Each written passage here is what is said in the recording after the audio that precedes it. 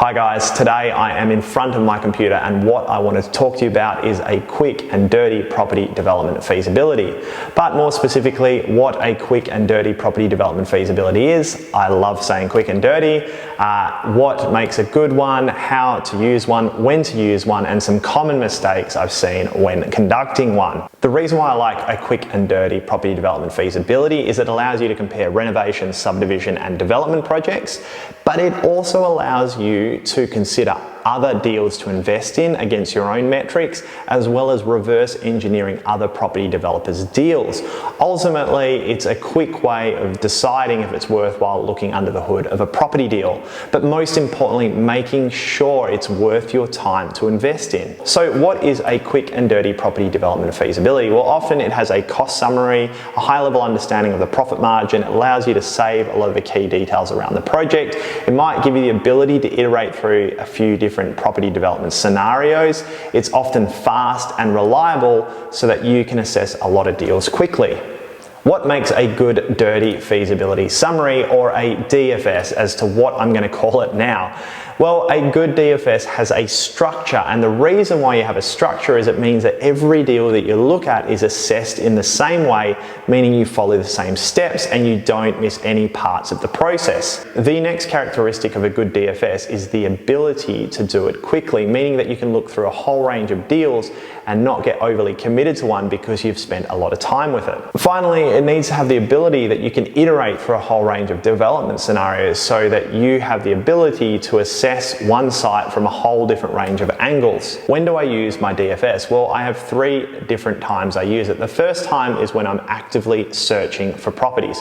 An active search for properties is when I have certain parameters or certain characteristics of a site in a particular area which I'm trying to find, and when one comes up, I will use the DFS straight away before I've even called the agent or gone on site to check the property, just to see if the numbers stack up and if it's worthwhile considering the opportunity further. The other part of my site finding process is the passive search, and this is where I create a big dragnet of different sites across the market, and I eliminate the deal breakers of those sites by driving past them or calling the agent. And then once I have a more condensed version of sites that fit general metrics, I conduct a DFS and see which sites are more profitable or where I should put my energy to quicker. It's common that these sites don't stack up, but it's good to know what price I need to pay for the land in order to make a deal work, and I might just throw out a few different lowball offers. The third way is quite handy in establishing criteria for an active site search. If a development comes to market that has some concession under the planning regs that I haven't seen before, I'll often plug it into my DFS and see if they made money, and then try and work out how they got the extra density on the site, and then go out and try and find sites in order to achieve that planning concession and make money. Or if a project sells really quickly in a market, I might do the DFS to see if they made money, and if it's in demand, then I might go out and try and find other sites that meet that criteria. It's worth noting that there are a few caveats to the DFS. Firstly, it's most suitable for smaller sites that are a bit cookie cutter, so anything around 12 to 24 months in terms of project length, and sites that don't have anything strange like basements or really weird planning parameters. Also, the DFS is often an entry and exit summary. If I'm planning to hold the property, I'll do a separate cash flow summary, but I'm primarily looking at entry and exit returns with the DFS. So what is the structure of my DFS? Well, I have it here in front of me and I'll go through it right now. First things first is identify the site with the key data such as the zoning info, land sizes, and a link to the realestate.com ad. Then I'll have some common questions which I ask the agent. This is followed by working on the comparable sales or the exit price of the development. Then I move on to the development costs of the project. Then I have a feasibility structured in a way that I have above the line revenue deductions such as agent's commission and GST, which is going to be taken out of the sale proceeds. And below the line I have the costs such as construction costs, site works, demolition, planning, consultants, etc. And it's important to remember that these cost items are inclusive of GST to make my GST calculation work. On the right hand side I have key metrics such as break even, margin on development costs, and a rate of dollars per square meter. Then at the bottom I have areas where I can plug in extra costs that might be specific to this site but don't apply to all sites. Behind the scenes I'll commonly have an assumptions page that works out repetitive costs that go into a property development feasibility. And finally I have an area where I have a bucket button to subscribe to this channel, so you should subscribe, because who puts a button in a feasibility to subscribe to the channel unless they want you to subscribe to the channel? So subscribe, go there and click the button. There are a few subtle things which I have listed out in my feasibilities. Firstly, I use commas in numbers and I don't have decimals, and that's to reduce the amount of errors which I make. I also make sure that there is no financing costs. This is important to consider, but it is not the be all and end all of property development feasibilities. Ultimately, if the deal is profitable enough and you have some capacity there in terms of your finances, you'll be able to find a bank that will fund the development. Then I make sure that I centralize a lot of the information in one place so that I can refer to it later, and I have notes in here to remind me of ways I do things, because often I forget, and this just prompts me to do it correctly. Again, it's having a structure. I tend to work with dollar per square meter more than I do with block numbers. A block number is saying, for example, this villa is going to cost me $200,000 to build, whereas instead I often say the villa is about 110 square meters in size, and then I times that by a rate, so $1,600 a meter. And this is often a little bit more accurate, but it also allows me to take into account changes in size of the villa. Say, for example, the product in terms of the market is a bit different depending on where I'm looking at doing the development. I always make sure to include GST and all the costs I put into my feasibility,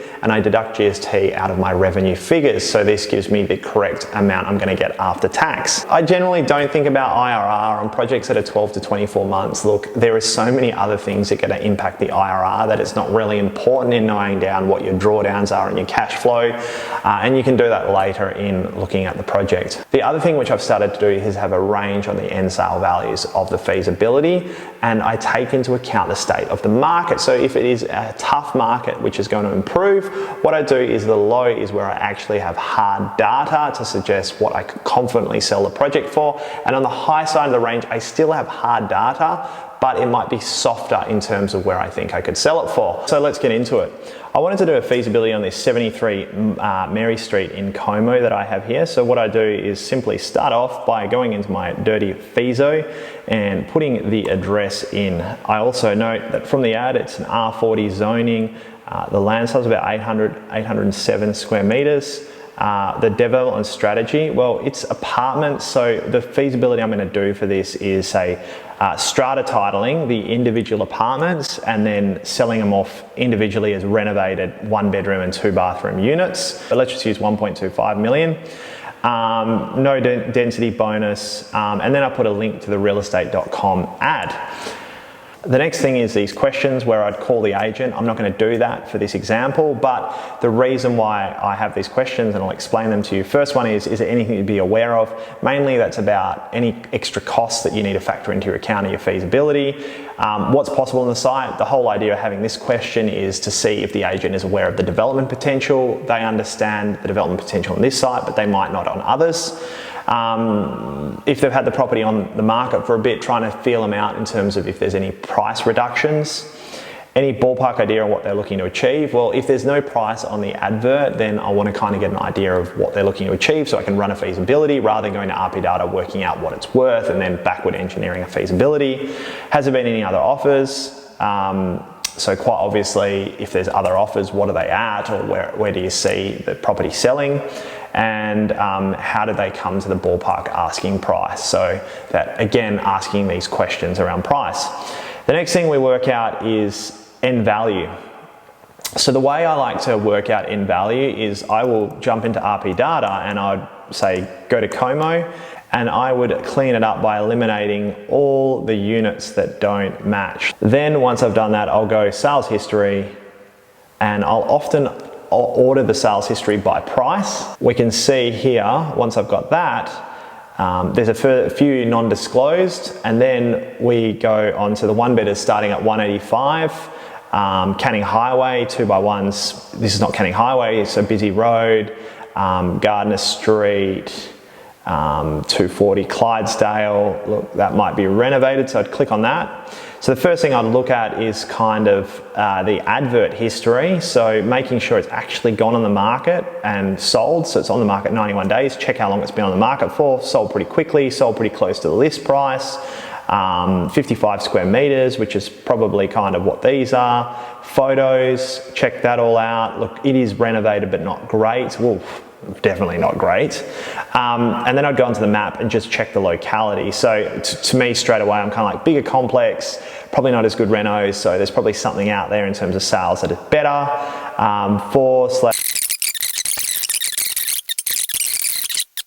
So what we'll do here, generally I populate it, but I won't. What do we say in terms of the advert? It was 3 1-bedders and 4 2-bedders. So we'll put 4 here of the 2x1s and 3 1x1s. Because we're building, this generates a building number. Now we're not building them, we're renovating them. So what I'll do is say minus 100%.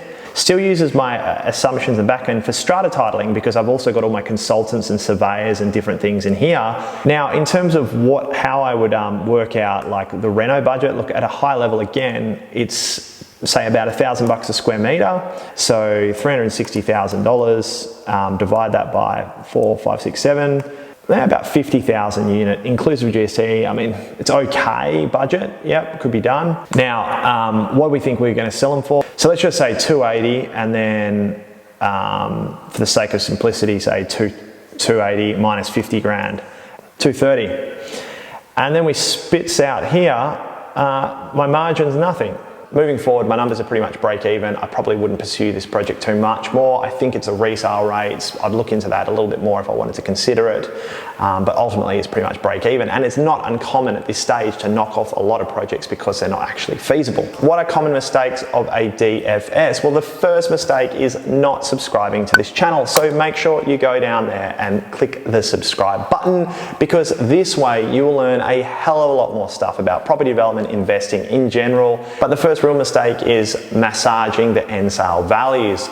I always work with my end sale values first, and if my deal doesn't stack up, then I will walk away. The next thing is getting too detailed at the start. You need to be running through a whole range of different feasibilities on a range of different projects at good speed in order to find the needles in a haystack. Don't get too focused on the DFS, drive past sites, because it's common that you'll knock off a lot of sites based on detractors of the site.